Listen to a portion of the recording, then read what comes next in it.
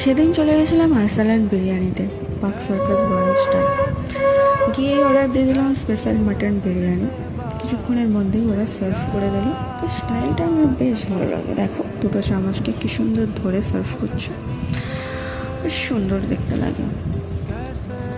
Serve করে দেওয়ার পরে মাটনটা ভীষণই নরম ছিল, আর সাথে আমরা আরও বেশ কিছু জিনিস অর্ডার দিয়েছিলাম, সেগুলো খানিকটা পরে আমাদেরকে দিয়ে গেছিল।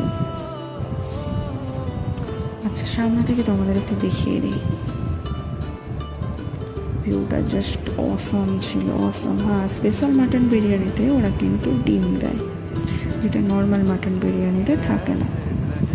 আর এরকম সুন্দর করে ওরা আই লাভ আরসালানের ফার্স্ট লেটার এ লিখে দিয়েছিল। সাথে অর্ডার দিয়েছিলাম টেংরি কাবাব, আর ছিল এটা মুর্গ মশালা।